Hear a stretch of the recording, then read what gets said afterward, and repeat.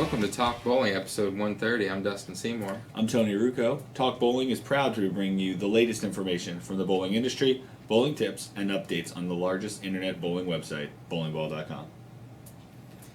We might scare off some viewers because we're a little closer up. We are. Now. We're trying to get you better audio.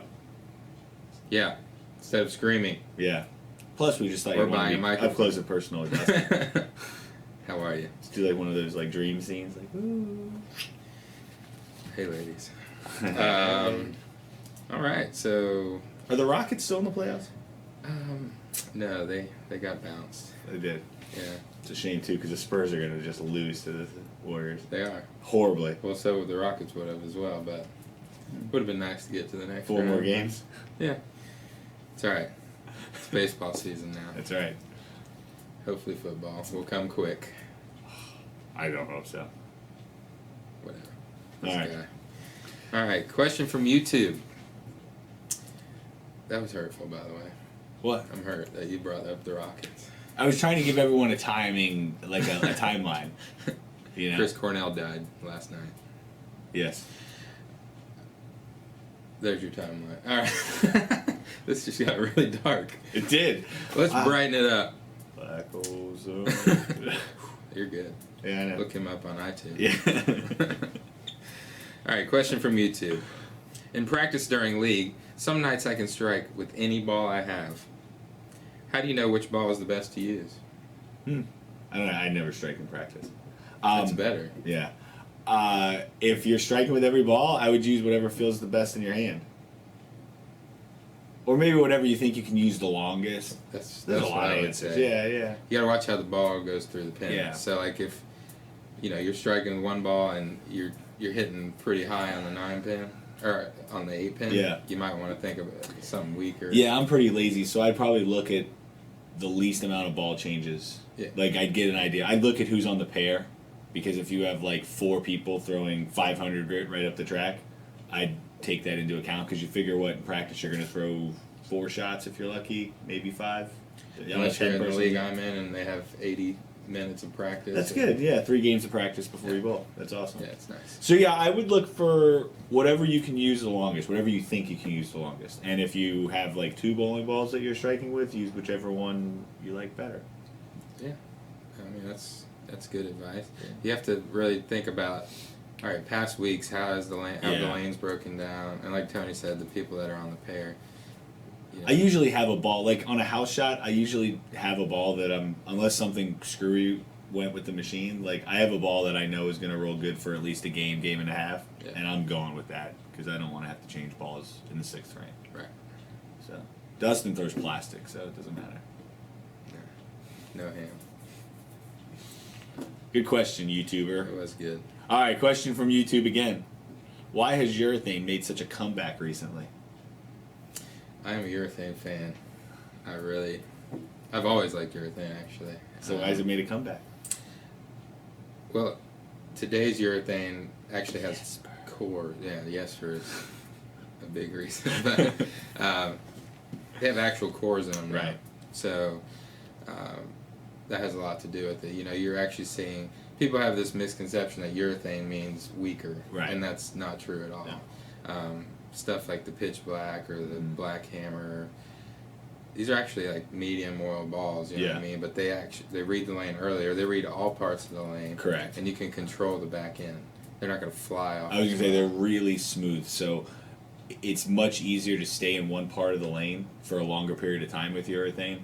Yeah. You give up a little bit of the room that you can create with the newer cover stocks. You can create a ton of area right now, but urethane not so much. But yeah, I mean I guess maybe if you grew up throwing urethane, now you have urethane with a really good core, so it hits a little harder. You do have to. I mean, it takes some. If you've never thrown urethane, it's different. So all your bounce is gone. Yeah. Like you got to get it online. But like Dustin said, it reads the lane a little earlier. It reads the entire lane. And oil absorption is a little less, so really you wipe down the ball after you throw it and you're kind of back to that same surface. It gets a little smoother as the night goes on, but once you get to that point, it's pretty consistent.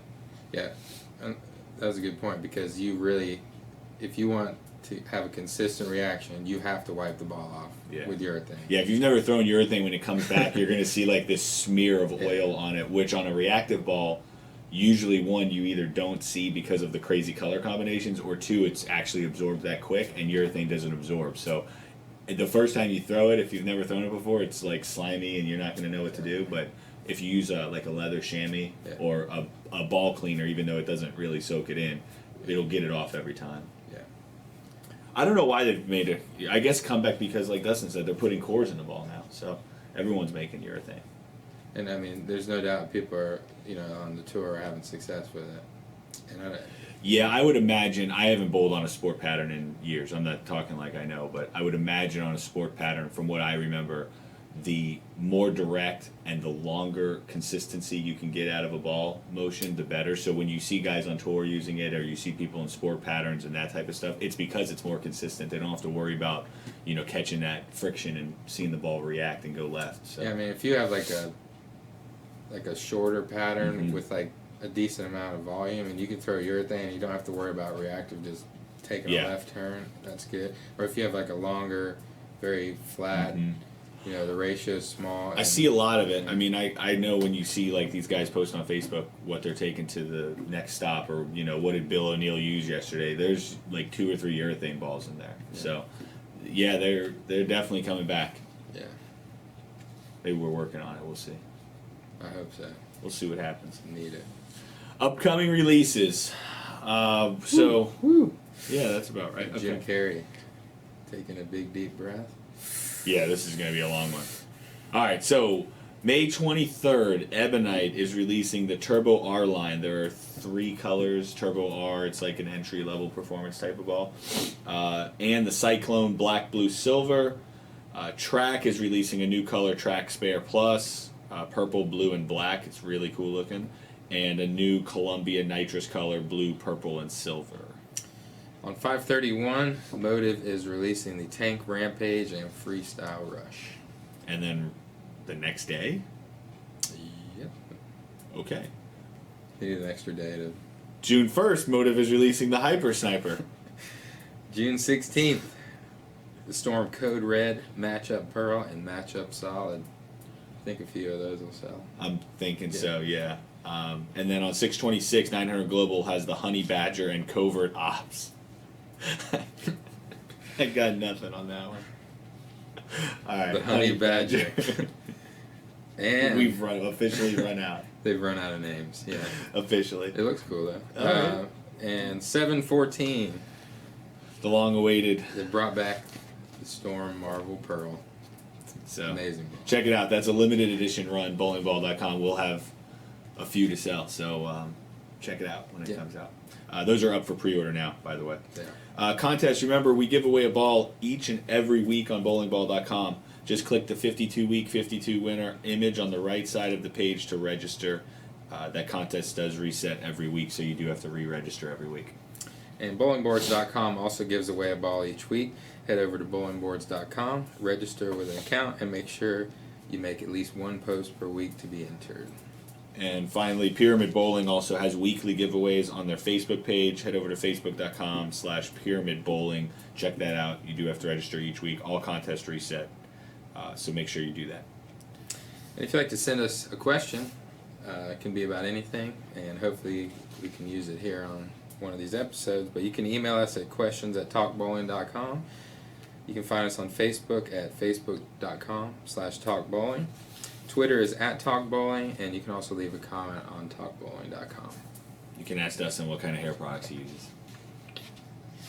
Whatever you want to ask.